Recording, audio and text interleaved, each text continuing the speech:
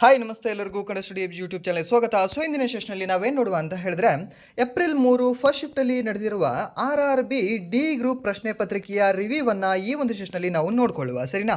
So ಹಾಗಾದರೆ ಬನ್ನಿ ವಿಡಿಯೋನ ಸ್ಟಾರ್ಟ್ ಮಾಡುವ. ವಿಡಿಯೋ ಸ್ಟಾರ್ಟ್ ಮಾಡಿದ ಮುಂಚೆ ವಿಡಿಯೋ ಕೊನೆವರೆಗೂ ನೋಡಿ ಅಂತ ಹೇಳ್ತಾ, ಹಾಗೆ ವಿಡಿಯೋ ಕೊನೆವರೆಗೂ ನೋಡಿದ ನಂತರ ವಿಡಿಯೋ ಇಷ್ಟ ಆದರೆ ಪ್ಲೀಸ್ ವಿಡಿಯೋನ ಲೈಕ್ ಮಾಡಿ, ಸಬ್ಸ್ಕ್ರೈಬ್ ಮಾಡಿ. ಇಫ್ ನಿಮಗೆ ವಿಡಿಯೋ ಇಷ್ಟ ಆಗಲಿಲ್ಲ ಅಂದರೆ ಸೊ ಆಬ್ವಿಯಸ್ಲಿ ಡಿಸ್ಲೈಕ್ ಮಾಡಿ ಅಂತ ಹೇಳ್ತಾ, ಹಾಗೆ ನಾವು ಇಲ್ಲಿವರೆಗೂ ಮಾಡಿರ್ತಕ್ಕಂತಹ ಕರೆಂಟ್ ಅಫೇರ್ಸ್ ಕ್ಲಾಸ್ಗಳನ್ನು ಹಾಗೆ ಸಮ್ ಆಫ್ ಸೈನ್ಸ್ ಕ್ಲಾಸ್ಗಳನ್ನು ಯಾರು ನೋಡಿಲ್ಲ ಅಲ್ವಾ, ಪ್ಲೀಸ್ ನೀವು ಪ್ಲೇಲಿಸ್ಟಲ್ಲಿ ಹೋಗಿ ಚೆಕ್ ಮಾಡ್ಕೊಂಡು ನೋಡ್ಕೊಳ್ಳಿ. ಓಕೆ, ಸೊ ಅದರಿಂದ ನಿಮಗೆ ಪ್ರಶ್ನೆಗಳು ಸಾಕಷ್ಟು ಎಕ್ಸಾಮ್ಗಳಲ್ಲಿ ನೋಡೋಕ್ಕೆ ಸಿಗ್ತವೆ. ಓಕೆ, ಆ್ಯಂಡ್ ದೆನ್ ನೆಕ್ಸ್ಟ್ ಇನ್ನೊಂದು ಏನು ಅಂತಂದರೆ, ಈ ಒಂದು ಕ್ಲಾಸ್ ಸ್ವಲ್ಪ ಫಾಸ್ಟ್ ಆಗಿರುತ್ತೆ ಆ್ಯಂಡ್ ದೆನ್ ಕ್ವಿಕ್ ಆಗಿರುತ್ತೆ. ಒಂದು 15 ಮಿನಿಟ್ಸಲ್ಲಿ ಕಂಪ್ಲೀಟ್ ಆಗುತ್ತೆ. ಸೊ ಅದಕ್ಕೆ ಪ್ಲೀಸ್ ನಿಮ್ಮ ಸಹಕಾರ ಇರಲಿ. ಸೊ ಹಾಗಾದರೆ ಬನ್ನಿ ಮೊದಲ ಪ್ರಶ್ನೆ ಏನಿದೆ ಅಂತ ನೋಡುವ. ಏನಿದೆ ಮೊದಲ ಪ್ರಶ್ನೆ ಅಂತಂದರೆ, ಸಾಚೇತ್ ಆ್ಯಪ್ ಬಿಡುಗಡೆ. ಏಪ್ರಿಲ್ 2025ರಲ್ಲಿ ಬಿಡುಗಡೆಯಾದ ಸಾಚೇತ್ ಆ್ಯಪನ್ನು ಅಭಿವೃದ್ಧಿಪಡಿಸಲು ಯಾವ ಸಂಸ್ಥೆಯು ಸಹಯೋಗ ನೀಡಿದೆ ಅಂತ ಕೇಳಿದ್ದಾರೆ. C.DOT ಅಂತಕ್ಕಂಥ ಸಂಸ್ಥೆ, DRDO, ಇಸ್ರೋ ಹಾಗೆ ನೀತಿ ಆಯೋಗ ಅಂತ ಕೊಟ್ಟಿದ್ದಾರೆ. ಹಾಗಾದರೆ ಇದಕ್ಕೆ ಅಭಿವೃದ್ಧಿಪಡಿಸೋದಕ್ಕೆ ಯಾವ ಸಂಸ್ಥೆ ಸಹಯೋಗವನ್ನು ನೀಡಿರಬಹುದು? ಯಾವ ಸಂಸ್ಥೆ ಅಂದರೆ ದ್ಯಾಟ್ ಈಸ್ ಒಂದು C.DOT ಸಂಸ್ಥೆ ಅಂತ ಹೇಳ್ತೀವಿ. ಯಾವುದೇ ಒಂದು C.DOT ಅಂತಕ್ಕಂಥ ಸಂಸ್ಥೆ ಸಾಚೇತ್ ಅಂತಕ್ಕಂತಹ ಆ್ಯಪನ್ನು ಅಭಿವೃದ್ಧಿಪಡಿಸಲು ಸಹಯೋಗವನ್ನು ನೀಡಿದೆ, ಸಹಕಾರವನ್ನು ನೀಡಿದೆ ಅಂತ ನಾವು ಹೇಳ್ಬೋದು. ಅದೇ ನೆಕ್ಸ್ಟ್ ಪ್ರಶ್ನೆ, ಡಾಕ್ಟರ್ ಎನ್ ರಾಜಂ ಅವರ ಪಾಂಡಿತ್ಯ 2026ರ ಪದ್ಮ ವಿಭೂಷಣ ಪ್ರಶಸ್ತಿ ವಿಜೇತರಾದ ಡಾಕ್ಟರ್ ಎನ್ ರಾಜಂ ಅವರು ಯಾವ ಸಂಗೀತ ವಾದ್ಯವನ್ನು ನುಡಿಸುವಲ್ಲಿ ಪ್ರಸಿದ್ಧರಾಗಿದ್ದಾರೆ ಅಂತ. ಯಾವುದನ್ನು ಇವರು ನುಡಿಸ್ತಾರೆ? ಎನ್ ರಾಜಂ ಅವರು. ಸೊ ಇದನ್ನು ನಿಮಗೆ ಸಾಕಷ್ಟು ಬಾರಿ ಹೇಳಿದ್ದೀನಿ ಇದನ್ನು. ಬಿಕಾಸ್ ಯಾಕೆ ಅಂತಂದರೆ, ಈ ಪದ್ಮ ನಾನು ಹೇಳಿದ್ದೀನಿ ಬಿಟ್ಟಿದ್ದೀನಿ ಅಂತಲ್ಲ, ಬಟ್ ಪದ್ಮ ವಿಭೂಷಣ ಪ್ರಶಸ್ತಿ ಏನಿದೆ ಅಲ್ವಾ, ಸೊ ಇದನ್ನು ಎಷ್ಟು ಜನಕ್ಕೆ ಬೇಕಾದರೂ ಕೊಟ್ಟಿರಲಿ, ಸೊ ಆಲ್ಮೋಸ್ಟ್ ನಿಮಗೆ ಒಂದು 5-10 ಜನಕ್ಕೆ ಮಾತ್ರ ಕೊಟ್ಟಿರ್ತಾರೆ ಪದ್ಮ ವಿಭೂಷಣ ಪ್ರಶಸ್ತಿ. ಸೊ 5-10 ಜನರ ನಿಮಗೆ ಹೆಸರು ನೆನಪಿಟ್ಕೊಳ್ಳೇಬೇಕು ನೀವು. ಸೊ ಈ ವರ್ಷ ಟೋಟಲಿ ಈ ಪದ್ಮ ಅವಾರ್ಡ್ಸ್ಗಳನ್ನು ಎಷ್ಟು ಜನಕ್ಕೆ ನೀಡಲಾಗಿದೆ? 131 ಜನಕ್ಕೆ. ಹಾಗಾದರೆ ಇದರಲ್ಲಿ ಈ ಪದ್ಮ ವಿಭೂಷಣ ಪ್ರಶಸ್ತಿ ಎಷ್ಟು ನೀಡಲಾಗಿದೆ ಅಂತ. ಪದ್ಮ ವಿಭೂಷಣ ಪ್ರಶಸ್ತಿ 5 ಜನಕ್ಕೆ ನೀಡಲಾಗಿದೆ. ಹಾಗೆ ಈ ಪದ್ಮ ಭೂಷಣ ಪ್ರಶಸ್ತಿ ಏನಿದೆ ಅಲ್ವಾ, ಅದು 13 ಜನಕ್ಕೆ ನೀಡಲಾಗಿದೆ. ಆ್ಯಂಡ್ ದೆನ್ ಈ 5 + 13 18 ಆಗುತ್ತೆ. 18ರಲ್ಲಿ ಈ 131 ಮೈನಸ್ ಮಾಡ್ಕೊಳ್ಳಿ. ಸೊ ಅಷ್ಟು ಪದ್ಮ ಅವಾರ್ಡ್ಸ್ಗಳನ್ನು ನೀಡಲಾಗಿರುತ್ತೆ, ಪದ್ಮಶ್ರೀ ಅವಾರ್ಡ್ಗಳನ್ನು. ಓಕೆ, ಸೊ ಈ 5ರಲ್ಲಿ ಒಬ್ಬರು ಯಾರು ಅಂತಂದರೆ ಈ ಎನ್ ರಾಜಂ ಅವರು ಅಂತ ಹೇಳ್ತೀವಿ. ಅವರು ಯಾವುದಕ್ಕೆ ಫೇಮಸ್ ಇದ್ರು ಅಂದರೆ ವೈಲಿನ್ಗೆ ಫೇಮಸ್ ಇದ್ರು, ಪಿಟೀಲ್ಗೆ ಫೇಮಸ್ ಇದ್ರು. ಸೊ ಇವರು ಒಬ್ಬರು ಆರ್ಟಿಂದ, ಅದನ್ನು ಇನ್ನೊಬ್ಬರು ಆರ್ಟಿಂದ ಬರ್ತಾರೆ, ಕಲೆಯಿಂದ ಬರ್ತಾರೆ. ಯಾರು? ಧರ್ಮೇಂದ್ರ ಅವರು. ಓಕೆ, ಸೊ ಅವ್ರು ಯಾವ ರಾಜ್ಯದವರು ಅಂದರೆ ಮಹಾರಾಷ್ಟ್ರ ರಾಜ್ಯದವರು. ಇವ್ರು ಯಾವ ರಾಜ್ಯದವರು ಅಂತ ಕೇಳ್ತಾನೆ, UP ರಾಜ್ಯದವರು. ಹಾಗೆ ಮಿಕ್ಕುಳಿದಿರ್ತಕ್ಕಂತಹ 3 ಜನ ಏನಿದ್ದಾರಲ್ವ, ಅವರು ಕೇರಳದವರು. ಕೇರಳದಿಂದನೇ 3 ಜನಕ್ಕೆ ಈ ವರ್ಷ ಪದ್ಮ ವಿಭೂಷಣ ಪ್ರಶಸ್ತಿ ನೀಡಿ ಗೌರವಿಸಲಾಗಿದೆ. ಸೊ ಅದಕ್ಕೆ ಒಂದ್ಸರಿ ನೀವು ಪದ್ಮಶ್ರೀ ಅವಾರ್ಡ್ಗಳನ್ನು ಒಂದ್ಸರಿ ರಿವೈಸ್ ಮಾಡ್ಕೊಂಡು ಹೋಗಿ, ನಿಮಗೆ ಎಕ್ಸಾಮಲ್ಲಿ ನೋಡೋಕ್ಕೆ ಸಿಗ್ತದೆ. ಆ್ಯಂಡ್ ನೆಕ್ಸ್ಟ್ ಪ್ರಶ್ನೆ, ತಮಿಳುನಾಡು CM ಪಕ್ಷ ಯಾವುದಿದೆ? ತಮಿಳುನಾಡಿನ CM ಯಾವ ಪಕ್ಷದವರು ಇದ್ದಾರೆ? ಯಾವುದು ಅಂದರೆ TVK ಅಂತ ಹೇಳ್ತೀವಿ. ಯಾವುದು? ತಮಿಳಿಗ ವೆಟ್ರಿ ಕಳಗಂ ಅಂತ ಹೇಳ್ತೀವಿ. ಸೊ ಅದರ CM ಯಾರು? ದಳಪತಿ ವಿಜಯ್? ಅಲ್ಲ. ಸೊ ಯಾರು ಅಂದರೆ C. ಜೋಸೆಫ್ ವಿಜಯ್ ಅವರು ಅಂತ ಹೇಳ್ತೀವಿ. ಸರಿನಾ? ಈ ಒಂದು C. ಜೋಸೆಫ್ ವಿಜಯ್ ಅವರ ರಾಜಕೀಯ ಪಕ್ಷದ ಹೆಸರು ತಮಿಳು ವೆಟ್ರಿ ಕಳಗಂ ಅಂತ ಹೇಳ್ತೀವಿ. ಸೊ ಇವ್ರಿಗಿಂತ ಮುಂಚೆ ಯಾವ ಪಾರ್ಟಿ ಅಧಿಕಾರದಲ್ಲಿತ್ತು ಅಂದರೆ ಅವಾಗ ಹೇಳಬೇಕಾಗತ್ತೆ DMK ಅನ್ನೋದಿತ್ತು. ಹಾಗಾದರೆ TVK ಜೊತೆ ಯಾವ್ಯಾವ ರಾಜಕೀಯ ಪಕ್ಷಗಳು ಮೈತ್ರಿ ಆಗಿದ್ದಾವೆ ಅಂತ ಕೇಳ್ತಾನೆ. ಅವಾಗ ನೀವು ಹೇಳಬೇಕಾಗಿರ್ತಕ್ಕಂಥದ್ದು ಒಂದು ಕಾಂಗ್ರೆಸ್ ಪಕ್ಷ, ಹಾಗೆ ಇನ್ನೊಂದು ಯಾವುದು ಅಂದರೆ AIDMK ಅಂತ ಬರ್ತದೆ. AIDMK, ನಾಟ್ DMK, AIDMK ಅಂತ ಬರುತ್ತೆ. ಹಾಗೆ ಯಾವುದು ಈ ಇಂಡಿಪೆಂಡೆಂಟ್ ಕ್ಯಾಂಡಿಡೇಟ್ಸ್ಗಳು ಸಹ ಇವರಿಗೆ ಸಪೋರ್ಟ್ ನೀಡಿದ್ದಾರೆ. ಹಾಗೆ ಇವರು ಟೋಟಲಿ ಎಷ್ಟು ಸೀಟ್ಗಳನ್ನು ವಿನ್ ಆಗಿದ್ದಾರೆ ಅಂದರೆ 108 ಸೀಟ್ಗಳನ್ನು ಇವರು ವಿನ್ ಆಗಿದ್ದಾರೆ. ಯಾರು? TVK ಅವರು. ಸೊ ಅವರಿಗೆ ಇನ್ನೂ ರಿಮೈನಿಂಗ್ ಎಷ್ಟು ಕಡಿಮೆ ಬಿದ್ದಿತ್ತು ಅಂತಂದರೆ 10 ಸೀಟ್ಗಳು ಕಡಿಮೆ ಬಿದ್ದಿತ್ತು. ಮೀನ್ಸ್ ಇವರು ಮೆಜಾರಿಟಿ ಸಾಧಿಸೋಕ್ಕೆ. ಸೊ ಅದಕ್ಕೆ ಇವರು ಮೈತ್ರಿ ಮಾಡ್ಕೊಳ್ಳೋಕ್ಕೆ ಒಂದು ಸಂದರ್ಭ ಬರುತ್ತೆ. ಆ್ಯಂಡ್ ನೆಕ್ಸ್ಟ್ ಪ್ರಶ್ನೆ, ಹಾಗೆ ಈ ಒಂದು ಕೇರಳದಲ್ಲಿ ಎಲೆಕ್ಷನ್ ಆಗಿದೆ ಅಲ್ವಾ, ಕೇರಳದಲ್ಲಿ ಯಾವ ಪಾರ್ಟಿ ಇದೆ? ಕಾಂಗ್ರೆಸ್ ಪಾರ್ಟಿ ಇದೆ. ಆ್ಯಂಡ್ ದೆನ್ ವೆಸ್ಟ್ ಬೆಂಗಾಲಲ್ಲೇ ಇದೆ, ಯಾವುದು? BJP ಇದೆ. ಅಸ್ಸಾಮಲ್ಲಿ ಆಗಿದೆ, ಯಾರಿದ್ದಾರೆ? ಈ BJP ಇದೆ. ಅದು ಸಹ ನಿಮ್ಗೆ ಗೊತ್ತಿರಲಿ. ಆ್ಯಂಡ್ ದೆನ್ ನೆಕ್ಸ್ಟ್ ಪ್ರಶ್ನೆ, ಭಾರತ ಫ್ರಾನ್ಸ್ ದ್ವಿಪಕ್ಷೀಯ ಸಭೆ ಎಲ್ಲಿ ನಡೆದಿದೆ? ಭಾರತ ಪ್ರಧಾನಿ ನರೇಂದ್ರ ಮೋದಿ ಮತ್ತು ಅಧ್ಯಕ್ಷ ಎಮ್ಯಾನ್ಯುಯಲ್ ಮ್ಯಾಕ್ರನ್ ನಡುವಿನ ಫೆಬ್ರವರಿ 2026ರ ದ್ವಿಪಕ್ಷೀಯ ಶೃಂಗಸಭೆಯು ಯಾವ ನಗರದಲ್ಲಿ ನಡೆಯಿತು ಅಂತ. ಯಾವ ನಗರದಲ್ಲಿ ನಡೆದಿರಬಹುದು ಇದು? ಸೊ ಇದು ನಡೆದಿರ್ತಕ್ಕಂಥದ್ದು ನಮ್ಮ ಮುಂಬೈಯಲ್ಲಿ ನಡೆದಿದೆ. ಸೊ ನೀವು ಒಂದು ವಿಡಿಯೋ ನೋಡಿರ್ಬೋದು ಅನಿಸುತ್ತೆ. So morning walk R running ಹೋಗ್ತಾರೆ. ಯಾರು? Immanuel Macron.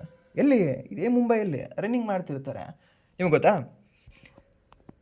ಅದರ ಹಿಂದಿನ ದಿನ ಅವ್ರು ಏನು ಶೆಡ್ಯೂಲ್ ಇದೆ ಅಂತ ಗೊತ್ತಾಗತ್ತಲ್ವಾ, ಅದ್ರ ಹಿಂದಿನ ದಿನವೇ ಅಲ್ಲಿ ಟಾರ್ ಆಗುತ್ತೆ, ಡಾಂಬರೀಕರಣ ಆಗುತ್ತೆ, ಫುಲ್ ಸಖತ್ತಾಗಿ.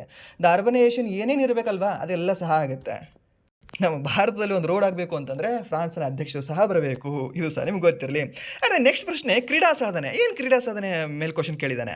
ಬೆಂಗಳೂರಿನಲ್ಲಿ ನಡೆದ 2026 ಇಂಡಿಯನ್ ಅಥ್ಲೆಟಿಕ್ಸ್ ಸರಣಿಯಲ್ಲಿ 8.15 ಮೀಟರ್ ಜಿಗಿಯುವ ಮೂಲಕ ಲಾಂಗ್ ಜಂಪ್ನಲ್ಲಿ ಚಿನ್ನದ ಪದಕ ಗೆದ್ದ ಭಾರತದ ಅಥ್ಲೀಟ್ ಯಾರು ಅಂತ. ಇದು ಎಲ್ಲಿ ನಡೆದಿದೆ ಈ ಒಂದು ಇಂಡಿಯನ್ ಅಥ್ಲೆಟಿಕ್ಸ್ ಸರಣಿ? ಇದು ನಡೆದಿರ್ತಕ್ಕಂಥದ್ದು ನಮ್ಮ ಬೆಂಗಳೂರಲ್ಲಿ. ಹಾಗಾದರೆ ಇಲ್ಲಿ 8.15 ಮೀಟರನ್ನು ಜಿಗಿಯುವ ಮೂಲಕ ಚಿನ್ನದ ಪದಕವನ್ನು ಗೆದ್ದಿರ್ತಕ್ಕಂಥ ಭಾರತೀಯ ಅಥ್ಲೀಟ್ ಯಾರು ಅಂದರೆ ದ್ಯಾಟ್ ಈಸ್ ನಮ್ಮ ಮುರಳಿ ಶ್ರೀಶಂಕರ್ ಅವರು ಅಂತ ಹೇಳ್ತೀವಿ. ಯಾರು? ಮುರಳಿ ಶ್ರೀಶಂಕರ್ ಅವರು. ಸೊ ಇಲ್ಲಿ ನೀವು ಎಲಿಮಿನೇಟ್ ಮಾಡಬಹುದಲ್ವಾ? ಏನು ಎಲಿಮಿನೇಟ್ ಮಾಡಬಹುದು? ಇವರು ಜಾವ್ಲಿನ್ಗಿದ್ದಾರೆ, ಸೊ ಇದು ಲಾಂಗ್ ಜಂಪ್ಗಲ್ಲ. ತೇಜಸ್ವಿನಿ ಶಂಕರ್ ಇವರು ಡೆಕತ್ಲಾನ್ಗಿದ್ದಾರೆ, ಲಾಂಗ್ ಜಂಪ್ಗಲ್ಲ. ಸೊ ಮೀನ್ಸ್ ಯಾರು ನಿಮಗೆ ಇಲ್ಲಿ ಅಂತಂದರೆ ಬಿ ಮತ್ತು ಡಿಯಲ್ಲಿ ಕನ್ಫ್ಯೂಷನ್ ಆಗ್ತದೆ. ಸೊ ಇಲ್ಲಿ ಜಸ್ವಿನ್ ಅಲ್ಡ್ರಿನ್ ಅವರು ಸಹ ನಿಮಗೆ ಆಗಲ್ಲ. ಈ ಜಸ್ವಿನ್ ಅವರು ಇದರಲ್ಲಿ ಇದ್ದಾರೆ ಅನಿಸುತ್ತೆ, ಬಾಕ್ಸಿಂಗಲ್ಲಿ ಇದ್ದಾರೆ ಮೇ ಬಿ. ಬಾಕ್ಸಿಂಗಲ್ಲಿ ಇರಬಹುದು, ಬಾಕ್ಸಿಂಗಲ್ಲಿ ಇವರು. ಸೊ ಇಲ್ಲಿ ಉಳಿದವರು ಯಾರು ಅಂತಂದರೆ ಒಂದು ಮುರಳಿ ಶ್ರೀಶಂಕರ್ ಅಂತ ಹೇಳ್ತೀವಿ. ಸೊ ಇವ್ರು ನೆನ್ಪಿಟ್ಕೊಳ್ಳಿ. ಸೊ ರೀಸೆಂಟಾಗಿ ಆಗಿರ್ತಕ್ಕಂಥ ಯಾವುದು CWC ಕಾಮನ್ವೆಲ್ತ್ ಗೇಮ್ಸಲ್ಲೂ ಸಹ ಇವರು ಬೆಳ್ಳಿ ಪದಕನ ಗೆದ್ದಿದ್ದಾರೆ. ಯಾರು? ಮುರಳಿ ಶ್ರೀಶಂಕರ್ ಅವರು. ಸೊ ಅವ್ರನ್ನ ಸಹ ನೀವು ನೆನ್ಪಿಟ್ಕೊಳ್ಬೇಕಾಗುತ್ತೆ. ಆ್ಯಂಡ್ ನೆಕ್ಸ್ಟ್ ಪ್ರಶ್ನೆ, ಲಾರಿಯಸ್ ವರ್ಲ್ಡ್ ಸ್ಪೋರ್ಟ್ಸ್ ಮ್ಯಾನ್ ಯಾರು ವಿನ್ ಆಗಿದ್ದಾರೆ ಅಂತ. Laureus world sportsman of the year ಪ್ರಶಸ್ತಿಯನ್ನು ಯಾರು ಗೆದ್ದರು? ಯಾರು ಅಂದರೆ ನಮ್ಮ ಕಾರ್ಲೋಸ್ ಅಲ್ಕರಾಜ್ ಅವರು ಗೆದ್ದಿದ್ದಾರೆ. ಯಾವುದು? ಕಾರ್ಲೋಸ್ ಅಲ್ಕರಾಜ್ ಅವರು. ಹಾಗೆ ಸ್ಪೋರ್ಟ್ಸ್ ವುಮೆನ್ ಯಾರು? ನಮ್ಮ ಅರೆನಾ ಸಬಲಿಂಕಾ ಅವರು. ಯಾರು? ಅರೆನಾ ಸಬಲಿಂಕಾ ಅವರು. ಯಾವ ದೇಶದವರು? ಬೆಲಾರಸ್ ದೇಶದವರು. ಈ ಕಾರ್ಲೋಸ್ ಅಲ್ಕರಾಜ್ ಅವರು ಯಾವ ದೇಶದವರು? ಇಟಲಿ ದೇಶದವರು. ಓಕೆ, ಸೊ ಇದು ಸಹ ನಿಮ್ಗೆ ಗೊತ್ತಿರಲಿ. ಆ್ಯಂಡ್ ನೆಕ್ಸ್ಟ್ ಪ್ರಶ್ನೆ, ಬ್ಯಾಲನ್ ಡಿ ಓರ್ ಸಮಾರಂಭ ಇದು 2026 ಯಾವ ನಗರದಲ್ಲಿ ನಡೆಯಿತು ಅಂತ ಕೇಳಿದ್ದಾನೆ. ಯಾವ ಒಂದು ಸಮಾರಂಭ? ಬ್ಯಾಲನ್ ಡಿ ಓ ಆರ್ ಅಂತ ಹೇಳ್ತೀವಿ. ಸೊ ಇದು ನಡೆದಿರ್ತಕ್ಕಂಥದ್ದು ಎಲ್ಲಿ ಅಂದರೆ ಲಂಡನಲ್ಲಿ ನಡೆದಿದೆ. ಸರ್ ಹೇಗೆ ಸರ್ ಲಂಡನ್ ಅಂತ ಹೇಳ್ತೀರಾ? ನಾನು ಸಾಕಷ್ಟು ನಾನು ಎಕ್ಸಾಮ್ ಬರೆದಿದ್ದೀನಿ, ಅಟೆಂಡ್ ಆಗಿದ್ದೀನಿ. ಪ್ಯಾರಿಸ್ ಅಂತ ಕೊಟ್ಟಿದ್ದಾನೆ ಅಲ್ಲಿ ಕೀ ಆನ್ಸರ್. ಹೌದು, ಪ್ರತಿ ವರ್ಷ ನಡೀತಕ್ಕಂಥದ್ದು ಪ್ಯಾರಿಸಲ್ಲಿ. ಕೇಳ್ತಾನೆ ಪ್ರತಿ ವರ್ಷ ಎಲ್ಲಿ ನಡೀತಿತ್ತು, ಬಟ್ ಆ ಒಂದು ಸಂಪ್ರದಾಯವನ್ನು ಮುರಿದು ಆ್ಯಂಡ್ ದೆನ್ ಆ ಒಂದು ಟ್ರೆಡಿಷನನ್ನು ಎಂಡ್ ಮಾಡಿ ಫಾರ್ ದ ಫಸ್ಟ್ ಟೈಮ್ ಲಂಡನಲ್ಲಿ ಇದನ್ನು ನಡೆಸಲಾಗಿದೆ. ಯಾವುದನ್ನು? ಈ ಒಂದು ಬ್ಯಾಲನ್ ಡಿ ಓ ಆರ್ ಸಮಾರಂಭ. ಓಕೆ, ಸೊ ಇದು ಸಹ ನಿಮ್ಗೆ ಗೊತ್ತಿರಲಿ. ಆ್ಯಂಡ್ ನೆಕ್ಸ್ಟ್ ಪ್ರಶ್ನೆ, ಆರೋಹ 2026 ಒಂದು ಕ್ರೀಡಾ ಶಿಬಿರ ಎಲ್ಲಿ ನಡೆದಿದೆ ಅಂತ. ಆರೋಹ 2026 ಬೇಸಿಗೆ ಕ್ರೀಡಾ ಶಿಬಿರ ಇದು ನಡೆದಿರತಕ್ಕಂಥದ್ದು ಈ ಮಧ್ಯಪ್ರದೇಶದಲ್ಲಿ ನಡೆದಿದೆ. ಓಕೆ, ಸೊ ಇದು ಒಂದು ಮಧ್ಯಪ್ರದೇಶ ಆರಂಭ ಮಾಡಿರ್ತಕ್ಕಂಥ ಒಂದು ಯೋಜನೆ ಆಗಿದೆ. ಯಾವುದು? ಆರ್ಹೋ 2026. ಆ್ಯಂಡ್ ನೆಕ್ಸ್ಟ್ ಪ್ರಶ್ನೆ, RBI MPC ಸಭೆ ಏಪ್ರಿಲ್ 6ರಿಂದ 8, 2026 ನಡೆದ RBI ಹಣಕಾಸು ನೀತಿ ಸಮಿತಿ ಸಭೆಯ ಎಷ್ಟನೇ ಸಭೆಯಾಗಿತ್ತು ಅಂತ. ಎಷ್ಟನೇದಾಗಿತ್ತು ಅಂತಂದರೆ 60ನೇದಾಗಿತ್ತು. 60ನೇದು ಯಾವುದು? ಈ ಒಂದು MPC. ಇದು ನೆನ್ಪಿಟ್ಕೊಳ್ಳಿ, 60ನೇದು. ಇದು ಇಂಪಾರ್ಟೆಂಟ್ ಆಗುತ್ತೆ. GST ಸಭೆ ಎಷ್ಟನೇದಾಗಿತ್ತು? ಲಾಸ್ಟ್ ಇಯರ್ ಸೆಪ್ಟೆಂಬರಲ್ಲಿ 56ನೇದಾಗಿತ್ತಲ್ವಾ? ಸೊ ಅದು ಇಂಪಾರ್ಟೆಂಟ್ ಆಗುತ್ತೆ, ಅದನ್ನು ನೆನ್ಪಿಟ್ಕೊಳ್ಳಿ. ಆ್ಯಂಡ್ ನೆಕ್ಸ್ಟ್ ಪ್ರಶ್ನೆ, ರೆಪೋ ದರ 2025 ಡಿಸೆಂಬರ್ MPC ಸಭೆಯಲ್ಲಿ ನಿಗದಿಪಡಿಸಲಾದ ಆಗಸ್ಟ್ 2026 ಬದಲಾಗದೆ ಉಳಿದ ರೆಪೋ ದರ ಎಷ್ಟು ಅಂತ ಕೇಳಿದ್ದಾನೆ. ರೆಪೋ ದರ ಎಷ್ಟಿದೆ? 2026 ಬದಲಾಗಿಲ್ಲ ಅಂತೆ ಅದು. ಸೊ ಎಷ್ಟಿದೆ ಅಂದರೆ 5.25% ಇದೆ. ಎಷ್ಟು? ನಮ್ಮ ಭಾರತದ ಪ್ರಸ್ತುತ ರೆಪೋ ದರ ಎಷ್ಟಿದೆ ಅಂದರೆ 5.25 ಇದೆ. ಹಾಗಾದರೆ ಈ ರಿವರ್ಸ್ ರೆಪೋ ರೇಟ್ ಎಷ್ಟಿದೆ? ರಿವರ್ಸ್ ರೆಪೋ ರೇಟ್ 3.35 ಇದೆ. ಅದು ಸಹ ನಿಮ್ಗೆ ಗೊತ್ತಿರಲಿ. 3.35 ರಿವರ್ಸ್ ರೆಪೋ ರೇಟ್ ಇದೆ. ಆ್ಯಂಡ್ ದೆನ್ ರೆಪೋ ರೇಟ್ 5.25 ಇದೆ. And then next bank rate ಬರುತ್ತೆ, ಅದು 5.50 ಇದೆ. ಆ್ಯಂಡ್ ನೆಕ್ಸ್ಟ್ MSF ಬರುತ್ತೆ, ಅದು ಸಹ ನಿಮಗೆ 5.50 ಕಂಡು ಬರುತ್ತೆ. ಓಕೆ, ಇವೆಲ್ಲವೂ ಸಹ ನಿಮಗೆ ರೇಟ್ ಗೊತ್ತಿರಬೇಕಾಗುತ್ತೆ. ಇದನ್ನು ಸಹ ನಿಮಗೆ ಸಾಕಷ್ಟು ಬಾರಿ ಹೇಳಿದ್ದೀನಿ. ಆ್ಯಂಡ್ ದೆನ್ ನೆಕ್ಸ್ಟ್ ಪ್ರಶ್ನೆ, ಇಸ್ರೋ ಉಡಾವಣೆ ಬಗ್ಗೆ ಕ್ವಶನ್ ಕೇಳಿದ್ದಾನೆ. ಏನು? November 2025 LVM-3 M5 Bahubali rocket ಬಳಸಿ ಇಸ್ರೋ ಉಡಾವಣೆ ಮಾಡಿದ ಭಾರಿ ಸಂಪರ್ಕ ಉಪಗ್ರಹದ ಹೆಸರೇನು ಅಂತ ಕೇಳಿದ್ದಾರೆ. CMS-01, GSAT-24, CMS-03 and then ಈ ಒಂದು ರಿಸಾತ್ 2A ಅಂತ ಕೊಟ್ಟಿದ್ದಾರೆ. ಸೊ ಇದಕ್ಕೆ ಸರಿಯಾದ ಉತ್ತರ ಯಾವುದಾಗುತ್ತೆ? ಈ ಒಂದು CMS-03 ಅಂತ ಹೇಳ್ತೀವಿ. ಒಂದು CMS-03 ಉಪಗ್ರಹವನ್ನು ಲಾಂಚ್ ಮಾಡಿದ್ದಾರೆ. ಯಾವುದರ ಮೂಲಕ? ಈ ಒಂದು LVM-3 M5 ಮೂಲಕ. ಓಕೆ, ಆ್ಯಂಡ್ ನೆಕ್ಸ್ಟ್ ಪ್ರಶ್ನೆ, ಬಿರುಗಾಳಿ ಪ್ರಭಾವ. ಸೊ ಈ ಒಂದು 2026 ಮೇಯಲ್ಲಿ ಮುಂಗಾರು ಪೂರ್ವ ಬಿರುಗಾಳಿಯಿಂದ ತೀವ್ರ ಪೀಡಿತಗೊಂಡು 26 ಜಿಲ್ಲೆಗಳಲ್ಲಿ ಹಾನಿಗೊಳಗಾಗಿರ್ತಕ್ಕಂಥ ರಾಜ್ಯ ಯಾವುದು? ಯಾವ ರಾಜ್ಯ ಅಂದರೆ ದ್ಯಾಟ್ ಈಸ್ ಈ ಒಂದು ಉತ್ತರ ಪ್ರದೇಶ ಅಂತ ಹೇಳ್ತೀವಿ. ಸರ್ ಅಸ್ಸಾಂ ಅಲ್ವಾ? ಅಸ್ಸಾಂ ಇವಾಗ ಫ್ಲಡ್ಡಲ್ಲಿ ಅದು ಸಫರ್ ಆಗ್ತಾ ಇದೆ ಇನ್ ಜುಲೈ ಮಂತಲ್ಲಿ. ಬಟ್ ಇಲ್ಲಿ ಮೇ ಮಂತ್ ಅಂತ ಕೇಳಿದ್ದಾನೆ. ಸೊ ಅಲ್ಲೇನು ಕೇಳಿದ್ದಾನೆ? ಬಿರುಗಾಳಿಯಿಂದ ಅಂತ ಕೇಳಿದ್ದಾನೆ, ನೀರಿಂದ ಅಂತ ಕೇಳಿಲ್ಲ. ಸೊ ಅದಕ್ಕೆ ಆನ್ಸರ್ ಯಾವುದಾಗುತ್ತೆ? ಒಂದು ಉತ್ತರ ಪ್ರದೇಶ ಆಗುತ್ತೆ. ಆ್ಯಂಡ್ ನೆಕ್ಸ್ಟ್ ಪ್ರಶ್ನೆ, ಬಡತನ ದರ ವಿಶ್ವ ಬ್ಯಾಂಕಿನ ಪರಿಷ್ಕೃತ ಬಡತನ ರೇಖೆಯ ಆಧಾರದ ಮೇಲೆ 22-23 ಭಾರತದ ತೀವ್ರ ಬಡತನ ದರ ಎಷ್ಟಿತ್ತು ಅಂತ. ಈ ಕ್ವಶನ್ ನಿಮಗೆ ಲಾಸ್ಟ್ ಸಾರಿ ಸಹ ನಿಮಗೆ ಕರೆಂಟ್ ಅಫೇರ್ಸ್ ಅಂತ ಅನ್ನೋದಕ್ಕಿಂತ ಅನಾಲಿಸಿಸ್ ಕ್ಲಾಸ್ಗಳಲ್ಲಿ ಎಷ್ಟು ಬಾರಿ ಹೇಳಿಲ್ಲ ನಿಮಗೆ. ಓಕೆ, ಸೊ ಎಷ್ಟಿದೆ? 5.3% ಇದೆ ಅಂತ. ಈ ಕ್ವಶನ್ ಏನೋ ಈ RRB ಅವರಿಗೆ ಮತ್ತು ಬಡತನಕ್ಕೆ ಏನೋ ಒಂದು ರೀತಿ ಹೆವಿ ಲವ್ ಇದೆ. ಓಕೆ, ಕೇಳ್ತಾನೆ, ಬಡತನ ಮೇಲೆ ಬಿಡಲ್ಲ ಇವರು. ಎಷ್ಟು ನೀವು ಬಡವರಿದ್ದೀರಿ ಅಂತ ಸ್ವಲ್ಪ ತೋರಿಸ್ಬೇಕಂತಾನೆ. ಓಕೆ, ಸೊ ಅದಕ್ಕೆ ಈ ಒಂದು ಕ್ವಶನ್ ನೆನ್ಪಿಟ್ಕೊಳ್ಳಿ. 5.3% ಇದೆ ನಮ್ಮ ಭಾರತದ ತೀವ್ರ ಬಡತನ ದರ ಅಂತ ಹೇಳ್ತೀವಿ. ಆ್ಯಂಡ್ ನೆಕ್ಸ್ಟ್ ಪ್ರಾಜೆಕ್ಟ್ ಸೂರ್ಯ ಯಾವ ಒಂದು ಸಂಸ್ಥೆ ಇದನ್ನು ಉಡಾವಣೆ ಮಾಡಿದೆ? ಸೂರ್ಯ.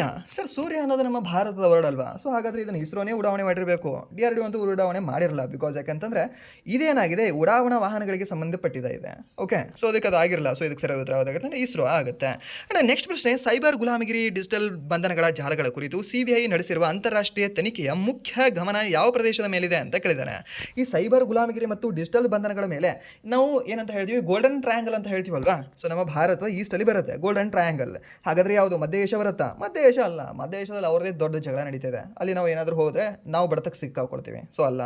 ಆಗ್ನೇಯ ಏಷ್ಯಾ ಇರಬಹುದು, ಮಧ್ಯಪ್ರಾಚ್ಯ, ಪೂರ್ವ ಯುರೋಪ್ ಅಂತ ಕೊಟ್ಟಿದ್ದಾನೆ. ಮಧ್ಯಪ್ರಾಚ್ಯನೂ ಆಗೋದಿಲ್ಲ, ಪೂರ್ವ ಯುರೋಪ್ ಆಗೋದಿಲ್ಲ. ಸೊ ಅದಕ್ಕೆ ಸರಿಯಾದ ಉತ್ತರ ಯಾವುದಾಗಿದೆ, ಈ ಒಂದು ಆಗ್ನೇಯ ಏಷ್ಯಾ ಅಂತ ಹೇಳ್ತೀವಿ. Okay, the golden quadrilateral golden triangle, golden triangle ಏನಲ್ಲಿ ಬರುತ್ತಲ್ವ ದೇಶಗಳು, ಸೊ ಅಲ್ಲಿ ಇದನ್ನು ನಡೆಸಲಾಗಿದೆ. ಆ್ಯಂಡ್ ನೆಕ್ಸ್ಟ್ ಪ್ರಶ್ನೆ, ಆಸ್ಕರ್ ಪ್ರವೇಶ 2026 98ನೇ ಅಕಾಡೆಮಿ ಪ್ರಶಸ್ತಿಗಳಲ್ಲಿ ಅತ್ಯುತ್ತಮ ಅಂತಾರಾಷ್ಟ್ರೀಯ ಚಲನಚಿತ್ರ ವಿಭಾಗಕ್ಕೆ ಭಾರತದ ಅಧಿಕೃತ ಪ್ರವೇಶವಾಗಿ ಯಾವ ಚಿತ್ರ ಆಯ್ಕೆಯಾಗಿದೆ ಅಂತ ಕೇಳಿದ್ದಾನೆ. ಇಲ್ಲಿ ನಿಮಗೆ ಒಂದು ಕ್ವಶನ್, ನಾನು ಇದನ್ನು ಸಾಕಷ್ಟು ಕ್ವಶನ್ಗಳು ಸಾಕಷ್ಟು ರಿಪೀಟ್ ಆಗಿದೆ ಬಿಡಿ, ಮತ್ತೆ ಪದೇ ಏನು ಹೇಳೋದು. ಬಟ್ ಇಲ್ಲಿ ನಾನು ನಿಮಗೆ ಕ್ವಶನ್ ಏನು ಅಂತಂದರೆ, ನಮ್ಮ ಭಾರತದಿಂದ 2026ರಲ್ಲಿ ಆಸ್ಕರ್ಗೆ ಎಷ್ಟು ಚಿತ್ರಗಳು ನಾಮಿನೇಟ್ ಆಗಿದ್ದಾವೆ ಅಂತ ಹೇಳ್ಬೋದಾ? 1 ಅಥವಾ 0 ಅಥವಾ 2 ಅಥವಾ 3 ಯಾವುದಾದ್ರು? 0. ಸರ್ ಇದೆಯಲ್ಲ ಸರ್ ಈ ಒಂದು ಹೋಮ್ ಬೌಂಡ್. ಬಟ್ ನಿಮಗೆ ಗೊತ್ತಿರಲಿ, ನಮ್ಮ ಭಾರತದಿಂದ ಅಧಿಕೃತವಾಗಿ ಎಂಟ್ರಿ ಆಗಿದೆ ಇದು, ಹೊರತು ಇದು ನಾಮಿನೇಟ್ ಆಗಿಲ್ಲ. ಈ ವಿಭಾಗದಲ್ಲಿ ಇದಕ್ಕೆ ಪ್ರಶಸ್ತಿ ಕೊಡಬೇಕು, ಈ ವಿಭಾಗದಲ್ಲಿ ಇದಕ್ಕೆ ಒಂದು ಅವಾರ್ಡ್ ಕೊಡಬೇಕು ಅಂತ ಆಗಿಲ್ಲ. ಇದು ಜಸ್ಟ್ ಎಂಟ್ರಿ ಕೊಟ್ಟಿದೆ ನಮ್ಮ ಭಾರತದಿಂದ, ನಾನು ಒಂದಿರ್ತೀನಿ ಇಲ್ಲಿ ಅಂತ. ಓಕೆ, ದ ಎಂಟ್ರಿ ಕೊಡೋದು ಮೀನ್ಸ್ ದ ಅಧಿಕೃತವಾಗಿ ಪ್ರವೇಶ ಆಗೋದು ಮೀನ್ಸ್ ಅಲ್ಲಿ ನಾವು ನಾಮಿನೇಟ್ ಆದ ಹಾಗಲ್ಲ. ಇದು ನಿಮಗೆ ಗೊತ್ತಿರಲಿ. ಓಕೆ, ಸೊ ಈ ವರ್ಷ ಯಾವುದೂ ಸಹ ನಮ್ಮ ಭಾರತದಿಂದ ನಾಮಿನೇಟ್ ಆಗಿಲ್ಲ. ಇದು ನಿಮಗೆ ಕ್ಲಿಯರ್ ಇರಲಿ. ಬಟ್ ಅಧಿಕೃತವಾಗಿ ಪ್ರವೇಶ ಆಗಿರ್ತಕ್ಕಂಥದ್ದು ಹೋಮ್ ಬೌಂಡ್.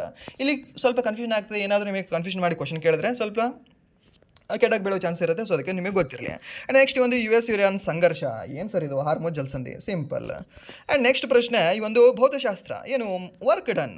ಚಲನಶಕ್ತಿಯು 40 ಜೌಲ್ನಿಂದ 140ಕ್ಕೆ ಹೆಚ್ಚಾದರೆ ವಸ್ತುವಿನ ಮೇಲೆ ಮಾಡಿದ ಕೆಲಸ ಎಷ್ಟು? ವರ್ಕ್ ಈಕ್ವಲ್ಸ್ ಜೌಲ್ 1 ಜೌಲ್ 2ನ ಮೈನಸ್ ಮಾಡ್ಕೊಳ್ಳಿ. ಎಷ್ಟು ಬರುತ್ತೆ ನಿಮಗೆ? 100 ಬರುತ್ತೆ. 140ರಲ್ಲಿ 40 ಕಳೆದ್ರೆ 100 ಜೌಲ್. ಆ್ಯಂಡ್ ನೆಕ್ಸ್ಟ್ ಪ್ರಶ್ನೆ, ವೇಗ ಸಮಯ ನಕ್ಷೆ ಮೀನ್ಸ್ ಈ ಒಂದು ವೆಲಾಸಿಟಿ ಟೈಮ್ ಗ್ರಾಫ್ ಏನಿದೆಯಲ್ವಾ, ವೇಗ ಸಮಯ ನಕ್ಷೆಯಲ್ಲಿ ರೇಖೆಯ ಸಮಯದ ಅಕ್ಷಕ್ಕೆ ಓರೆಯಾಗಿದ್ದರೆ, ಸ್ಲೋಪ್ಡ್ ಆಗಿದ್ದರೆ ಅದರ ಅರ್ಥವೇನು ಅಂತ ಕೇಳಿದ್ದಾನೆ. ಸ್ಲೋಪ್ಡ್ ಅರ್ಥ ಆಗಿದ್ರೆ ಏನು? ಅದು ಕಾಲಕ್ರಮೇಣ ವೇಗವು ಬದಲಾಗ್ತಿರುತ್ತೆ ಟೈಮ್ನಾಗೆ. ಓಕೆ, ಸೊ ಮೇಲೆ ಹೋಗ್ತಿರುತ್ತೆ, ಇಲ್ಲಿ ವೆಲಾಸಿಟಿ ಚೇಂಜ್ ಆಗ್ತಿರುತ್ತೆ, ಹಾಗೆ ಟೈಮ್ ಚೇಂಜ್ ಆಗ್ತಿರುತ್ತೆ, ವೇಗ ಹಾಗೆ ಮೇಲೆ ಹೋಗ್ತಿರುತ್ತೆ ಅಲ್ವಾ? ಸೊ ಮೀನ್ಸ್ ಏನು ಅಂದರೆ ಆಪ್ಷನ್ ಬಿ, ಕಾಲಕ್ರಮೇಣ ವೇಗವು ಬದಲಾಗ್ತದೆ ಅಂತ ಹೇಳ್ತೀವಿ. ಹಾಗೆ ನೀಲಿ ಆಕಾಶ ಕಾಣಿಸ್ಕೊಳ್ಳಲು ಕಾರಣವೇನು? ಆಕಾಶ ನೀಲಿಯಾಗಿ ಕಾಣಿಸ್ಕೊಳ್ತದೆ ಸರ್, ಸಮುದ್ರದ ನೀಲಿ ಇದೆ, ಸೊ ಅದು ರಿಫ್ಲೆಕ್ಷನ್ ಆಗುತ್ತೆ. ಅಷ್ಟು ಮೇಲೆ ರಿಫ್ಲೆಕ್ಷನ್ ಆಗುತ್ತಾ? ಆಗಲ್ಲ. ಅದಕ್ಕೆ ಕಾರಣ ಏನು ಅಂದರೆ ಸ್ಕ್ಯಾಟ್ರಿಂಗ್ ಆಫ್ ಲೈಟ್ ಅಂತ ಹೇಳ್ತೀವಿ, ಬೆಳಕಿನ ಚದುರುವಿಕೆ ಅಂತ ಹೇಳ್ತೀವಿ. ಸೊ ಈ ಒಂದು ಬೆಳಕಿನ ಚದುರುವಿಕೆಯ ಮೂಲಕ ಆಕಾಶ ನೀಲಿಯಾಗಿ ಕಾಣ್ತದೆ ನಮಗೆ. ಹಾಗೆ ಇವಾಗ ಸಾಯಂಕಾಲ ಟೈಮಲ್ಲಿ ಸನ್ಸೆಟ್ ಆಗ್ತಿದೆ, ಬಾ ಒಂದು ಸ್ನ್ಯಾಪ್ ಹಾಕು, ಏನು ಸಖತ್ತಾಗಿ ಕಾಣ್ತಿದೆ ನೋಡು, ರೆಡ್ಡಾಗಿ ಕಾಣ್ತಿದ್ದಾನೆ. ರೀಸನ್ ಏನು ರೆಡ್ಡಾಗಿ ಕಾಣೋಕ್ಕೆ? Scattering of light. ಓಕೆ, ಬೇರೆ ಬೇರೆ ವಿದ್ಯಮಾನಗಳು ಕಂಡುಬರ್ತವೆ ನಿಮಗೆ, ಬಟ್ ಅದರಲ್ಲಿ ಈ ಒಂದು ಸ್ಕ್ಯಾಟ್ರಿಂಗ್ ಆಫ್ ಲೈಟ್ ಸಹ ಆಗುತ್ತೆ ನಿಮಗೆ.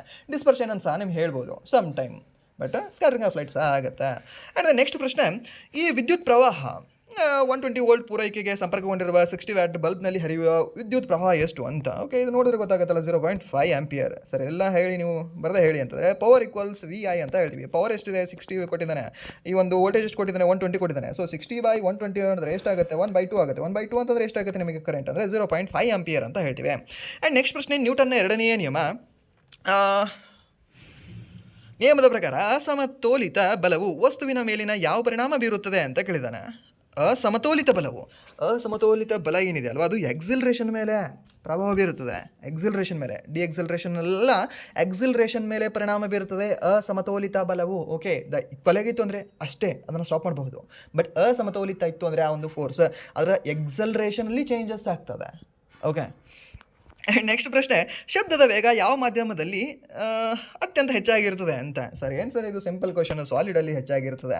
ಹಾಗಾದರೆ ಲೈಟಿನ ವೇಗ ಯಾವುದ್ರಲ್ಲಿ ಹೆಚ್ಚಾಗಿರ್ತದೆ? ಸರ್ ಅದು ವ್ಯಾಕ್ಯೂಮಲ್ಲಿ ಹೆಚ್ಚಾಗಿರ್ತದೆ. ಲೈಟಿಂದು ವ್ಯಾಕ್ಯೂಮ್ ಈ ಒಂದು ಯಾವುದು ಶಬ್ದ ಅಂತ ಕೇಳಿದ್ರೆ ಈ ಒಂದು ಸಾಲಿಡ್ ಅಂತ ಹೇಳಬೇಕಾಗತ್ತೆ. ಓಕೆ, ಸೊ ಹೇಗೆ ನೆನಪಿಟ್ಕೊಳ್ಳಿ, ಶಬ್ದ ಸಾಲಿಡ್ ಮುಗಿತ್ತು. ಆ್ಯಂಡ್ ಇದರಲ್ಲಿ ಯಾವುದು ಅಂತಂದರೆ ಅತಿ ಹೆಚ್ಚಾಗಿ ಅಲ್ಯೂಮಿನಿಯಂ ಮತ್ತು ಈ ಒಂದು ಸ್ಟೀಲಲ್ಲಿ ಅತಿ ಹೆಚ್ಚಾಗಿ ಕಂಡುಬರುತ್ತೆ ನಮಗೆ ಈ ಒಂದು ಶಬ್ದದ ವೇಗ. ಆ್ಯಂಡ್ ನೆಕ್ಸ್ಟ್ ಪ್ರಶ್ನೆ ಈ ಒಂದು 1789ರಲ್ಲಿ ರಾಶಿ ಸಂರಕ್ಷಣಾ ನಿಯಮವನ್ನು ಇಂಗ್ಲೀಷಲ್ಲಿ law of conservation of mass ಅಂತ ಹೇಳ್ತೀವಿ. ಸೊ ಇದನ್ನು ಪ್ರತಿಪಾದಿಸಿದವರು ಯಾರು ಅಂತ, ಯಾರು ಸರ್ ಇವರು?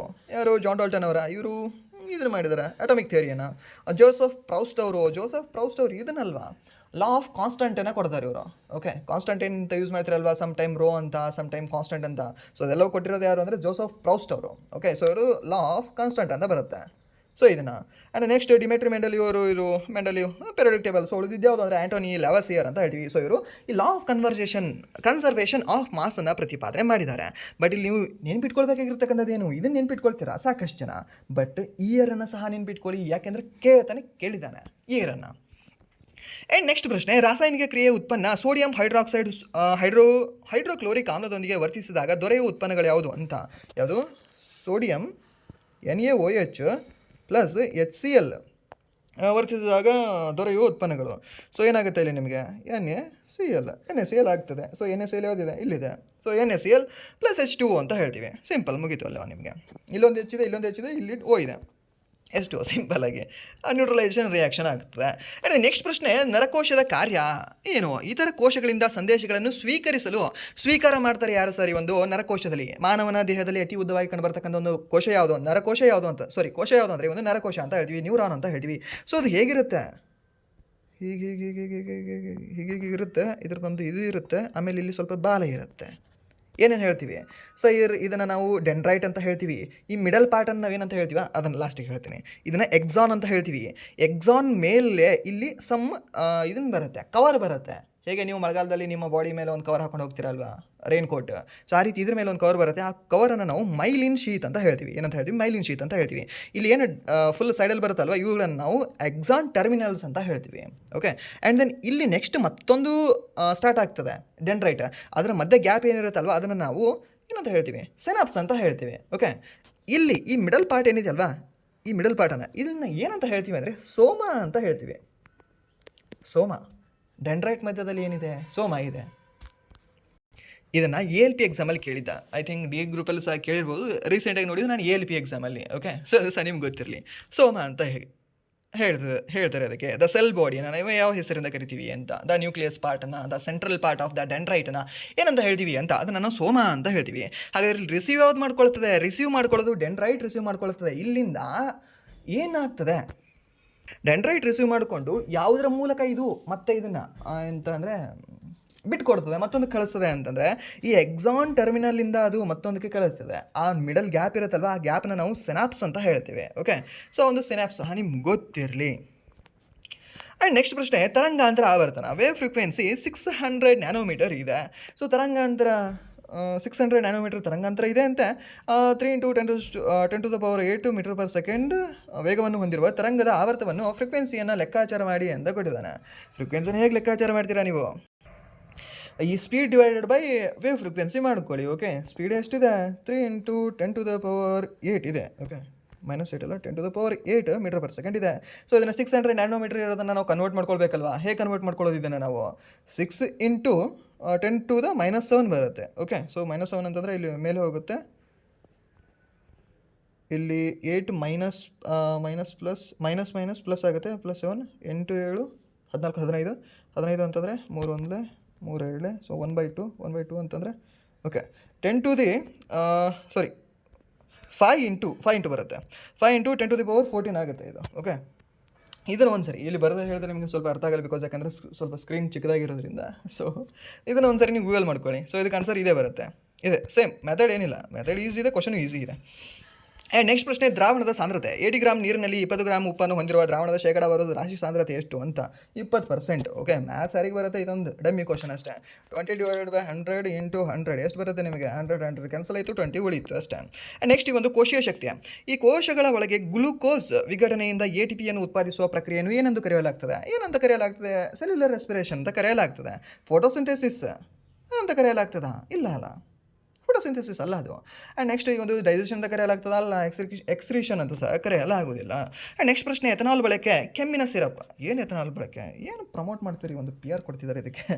ಓಕೆ, ಕೆಮ್ಮಿನ ಸಿರಪ್ಗಳು ಮತ್ತು ಟಿಂಚರ್ಗಳಲ್ಲಿ ಎಥನಾಲನ್ನು ಬಳಸಲಾಗ್ತದೆ. ದಟ್ ಗನ್ಯಕ ಜ್ಯೂಸ್ ನಿಮ್ಮ ಬೈಕಿಗೆಲ್ಲ ಹಾಕ್ತಿದ್ರಲ್ಲ ಇವಾಗ. ಓಕೆ, ಅದೇ ಅದು ಎಥನಾಲ್ ಬಳಕೆ ಈ ಕೆಮ್ಮಿನ ಸಿರಪ್ಗಳಲ್ಲಿ ಯೂಸ್ ಮಾಡ್ತಾರೆ ಆ್ಯಂಡ್ ದೆನ್ ಟಿಂಚರ್ಗಳಲ್ಲಿ ಸಹ ಯೂಸ್ ಮಾಡ್ತಾರೆ. ಯಾಕೆ ಅಂದರೆ ಅದೊಂದು ಎಕ್ಸಲೆಂಟ್ ಸಾಲ್ವೆಂಟ್ ಆಗಿದೆ, ಅದೊಂದು ಅತ್ಯುತ್ತಮ ದ್ರಾವಕವಾಗಿದೆ. ಯಾವುದು ಈ ಒಂದು ಎಥನಾಲ್ ಅಂತ ಹೇಳ್ತೀವಿ, C2H5 ಏನಾದರೂ ಫಾರ್ಮುಲಾ ನೆನಪಿದೆಯಾ? OH, C2H5OH ನೆನ್ಪಿಟ್ಕೊಳ್ಳಿ, ಫಾರ್ಮುಲಾ ಕೇಳ್ತಾನೆ. ಆ್ಯಂಡ್ ನೆಕ್ಸ್ಟ್ ಪ್ರಶ್ನೆ, ಈ ಒಂದು ವಕ್ರೀಭವನಾಂಕ ಗಾಳಿಯಿಂದ ಮಾಧ್ಯಮಕ್ಕೆ ಪ್ರವೇಶಿಸುವಾಗ ಬೆಳಕಿನ ವೇಗವು 2 × 10⁸ ಮೀಟರ್/ಸೆಕೆಂಡ್ಗೆ ಕಡಿಮೆ ಆದರೆ ಅದರ ವಕ್ರೀಭವನಾಂಕ ರಿಫ್ರಾಕ್ಟಿವ್ ಇಂಡೆಕ್ಸ್ ಎಷ್ಟು ಅಂತ ಕೇಳಿದ್ದಾನೆ. ಸೊ ಇದಕ್ಕೆ ಸರ್ ಆನ್ಸರ್ ಎಷ್ಟಾಗುತ್ತೆ ಅಂದರೆ 1.5 ಆಗುತ್ತೆ ಇದಕ್ಕೆ. ಓಕೆ, 2/3 ಬರುತ್ತೆ ಇದಕ್ಕೆ. 10⁸ 10⁸ ಅಲ್ಲಿ ಕ್ಯಾನ್ಸಲ್ ಆಗ್ತದೆ. ಸೊ 2/3 ಅಂತಂದರೆ 1.5 ಇದು. ಓಕೆ, ಸೊ ಇದು ಸರ್ ನಿಮ್ಗೆ ಗೊತ್ತಿರಲಿ. ಆ್ಯಂಡ್ ನೆಕ್ಸ್ಟ್ ಪ್ರಶ್ನೆ, ಒಂದು ಡಿಕಂಪೋಸಿಷನ್ ರಿಯಾಕ್ಷನ್. ಓಕೆ, ನೀಡಿರುವ ಉದಾಹರಣೆಗಳಲ್ಲಿ ಯಾವುದು ವಿಘಟನಾ ಕ್ರಿಯೆಯನ್ನು ಪ್ರತಿನಿಧಿಸ್ತದೆ ಅಂತ. ವಿಘಟನಾ ಕ್ರಿಯೆ ಯಾವುದು ಪ್ರತಿನಿಧಿಸ್ತದೆ? ವಿಘಟನಾ ಅಂತಂದರೆ ಓಕೆ ಇಲ್ಲಿದೆ ನೋಡಿ, CaCO3 ಇದೆ ಅಲ್ವಾ, ಇದು CaO ಪ್ಲಸ್ CO2 ಆಗುತ್ತೆ ಇದು. ಓಕೆ, ಇದು ಡಿಕಂಪೋಸ್ ಆಗುತ್ತೆ, ಆಪ್ಷನ್ ಸಿ. ಆ್ಯಂಡ್ ನೆಕ್ಸ್ಟ್ ಪ್ರಶ್ನೆ, ಇದು ಫಸ್ಟ್ ಒನ್ ಏನಿದೆಯಲ್ವ, ಇದು ಡಿಸ್ಪ್ಲೇಸ್ಮೆಂಟ್ ರಿಯಾಕ್ಷನ್. ಆ್ಯಂಡ್ ಓಕೆ, ಇದು ನ್ಯೂಟ್ರಲೈಸೇಷನ್ ಅವರೇ ಕೊಟ್ಟಿದ್ದಾರೆ, ಕಾಂಬಿನೇಷನ್ ಅದನ್ನು ಕೊಟ್ಟಿದ್ದಾರೆ, ಅದನ್ನು ಬಿಟ್ಬಿಡಿ. ಸೊ ಇದಕ್ಕೆ ಆಪ್ಷನ್ ಸಿ ಇದಕ್ಕೆ ಸರಿ ಉತ್ತರ ಆಗುತ್ತೆ. ಆ್ಯಂಡ್ ನೆಕ್ಸ್ಟ್ ಪ್ರಶ್ನೆ, ಆಹಾರ ಸರಪಳಿಯಲ್ಲಿ ಪ್ರಾಥಮಿಕ ಗ್ರಾಹಕರು ಎಂದು ಯಾರನ್ನು ವರ್ಗೀಕರಿಸಲಾಗಿದೆ ಅಂತ. ಪ್ರಾಥಮಿಕ ಗ್ರಾಹಕರು, ಸೊ ಹುಲ್ಲಿರುತ್ತೆ, ಹುಲ್ಲನ್ನು ಯಾರು ತಿಂತಾರೆ? ಹುಲ್ಲನ್ನು ತಿಂತಕ್ಕಂಥವರು ಸಸ್ಯಾಹಾರಿಗಳು ಅಂತ ಹೇಳ್ತೀವಿ. ಸಸ್ಯಾಹಾರಿಗಳನ್ನು ತಿಂತಕ್ಕಂಥವ್ರು ಏನಂತ ಹೇಳ್ತೀವಿ ನಾವು? ಈ ಒಂದು ಮಾಂಸಾಹಾರಿಗಳು ಅಂತ ಹೇಳ್ತೀವಿ. ಓಕೆ, ಮಾಂಸಾಹಾರಿಗಳು. ಆ್ಯಂಡ್ ದೆನ್ ಇದರಲ್ಲಿ ಮತ್ತೆ ಪ್ರೈಮರಿ ಸೆಕೆಂಡ್ರಿ ಅಂತ ಬರುತ್ತೆ. ಸೊ ಇಲ್ಲಿ ಯಾರು ಅಂತಂದರೆ ಒಂದು ಪ್ರಾಥಮಿಕ ಗ್ರಾಹಕರು ಹರ್ಬಿವೋರ್ಸ್ ಅಂತ ಹೇಳ್ತೀವಿ, ಸಸ್ಯಾಹಾರಿಗಳು ಅಂತ ಹೇಳ್ತೀವಿ. ಎಲ್ಲ ಇದು ಈ ಪಿರಮಿಡ್ ನೋಡಿರ್ತೀರಲ್ಲ, ಸಿಂಪಲ್ ಕ್ವಶನ್ ಇದು, 5th 6th ಕ್ಲಾಸಲ್ಲೆಲ್ಲ ಇರುತ್ತೆ ಇದು. ಆ್ಯಂಡ್ ನೆಕ್ಸ್ಟ್ ಓಕೆ, ಇಲ್ಲಿ ಆನ್ಸರ್ ಮೆನ್ಷನ್ ಇದೆ. ಓಕೆ, ಇದು ಲಾಸ್ಟ್ ಕ್ವಶನ್ ಇದೆ ಅನಿಸುತ್ತೆ. ಓಕೆ, ಸೊ ಇದಾಗಿತ್ತು ಇಲ್ಲಿವರೆಗೆ August 3rd ಫಸ್ಟ್ ಶಿಫ್ಟಲ್ಲಿ ನಡೆದಿರತಕ್ಕಂಥ RRB ಡಿ ಗ್ರೂಪ್ ಪ್ರಶ್ನೆ ಪತ್ರಿಕೆ ಒಂದು ವಿಶ್ಲೇಷಣೆ.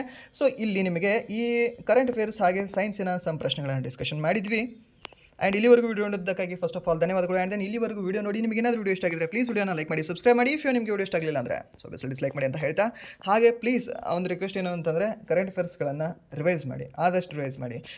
ಸರ್ ಇವಾಗಲೇ ಮಾಡಿದ್ರೆ ಇಷ್ಟು ದಿನ ಏನು ಮಾಡಿರಲ್ವ ಅದನ್ನು, ಸೊ ಇನ್ನೂ ಮಾರ್ಚದ ಕಂಟಿನ್ಯೂ ಮಾಡಿಲ್ಲ ಅಂತಂದರೆ ಮಾರ್ಚ್ದ ಆಲ್ರೆಡಿ ನಾನು ಮೊದಲು ಮಾಡಿದ್ದೆ ಮಂತ್ಲಿ ಕರೆಂಟ್ ಅಫೇರ್ಸಲ್ಲಿ, ಅಲ್ಲಿದೆ ಅಲ್ವಾ, ಅದನ್ನು ನೋಡ್ಕೊಳ್ಳಿ. ಸೊ ಕರೆಂಟ್ ಅಫೇರ್ಸ್ ನಿಮಗೆ ಬೇರೆ ಆಗಿರೋದಿಲ್ಲ, ಆ ಮಂತ್ದ ಅದೇ ಇರುತ್ತೆ, ಬಟ್ ಹೇಳೋದು ನಾನು ಮತ್ತೊಂದು ಸರಿ ಹೇಳಿರ್ತೀನಿ ಅಷ್ಟೇ. ಓಕೆ, ಸೊ ಅದು ನಿಮಗೆ ಯೂಸ್ ಆಗ್ತದಲ್ವಾ, ಸೊ ಅದನ್ನು ಯೂಸ್ ಮಾಡ್ಕೊಳ್ಳಿ ಅಷ್ಟೇ, ಪ್ರಾಬ್ಲಮ್ ಇಲ್ಲ ನಿಮಗೆ. ಸೊ ಇದನ್ನು ಮಾಡಬೇಕು ಅಂತ ಟ್ರೈ ಮಾಡ್ತೀನಿ, ಸ್ವಲ್ಪ ಔಟ್ ಆಫ್ ಸ್ಟೇಷನ್ ಇರೋ ಕಾರಣದಿಂದಾಗಿ ಕ್ಲಾಸ್ಗಳನ್ನು ಮಾಡೋಕ್ಕಾಗ್ತಿಲ್ಲ. ಆ್ಯಂಡ್ ದೆನ್ ಸಾಕಷ್ಟು ಜನಕ್ಕೆ ರಿಪ್ಲೈ ಕೊಡೋಕ್ಕೆ ಸಹ ಆಗ್ತಿಲ್ಲ, ಸೊ ಅದಕ್ಕೆ ಕ್ಷಮೆಯನ್ನು ಕೊಡ್ತೀನಿ ಅಂತ ಹೇಳ್ತಾ. ಆ್ಯಂಡ್ ದೆನ್ ನಿಮಗೇನಾದರೂ ಈ ಒಂದು ಕ್ಲಾಸ್ ಇಷ್ಟ ಆಗಿದ್ರೆ ಪ್ಲೀಸ್ ನಿಮ್ಮ ಫ್ರೆಂಡ್ಸಿಗೂ ಸಹ ಶೇರ್ ಮಾಡಿ. ನಿಮ್ಮ ಒಂದು ಬೆಂಬಲವೇ ನಮ್ಮ ಶಕ್ತಿ ಅಂತ ಹೇಳಿ ಈ ಒಂದು ಕ್ಲಾಸ್ನ ಇಲ್ಲಿಗೆ ಏನು ಮಾಡ್ತೀನಿ. Once again thank you so much.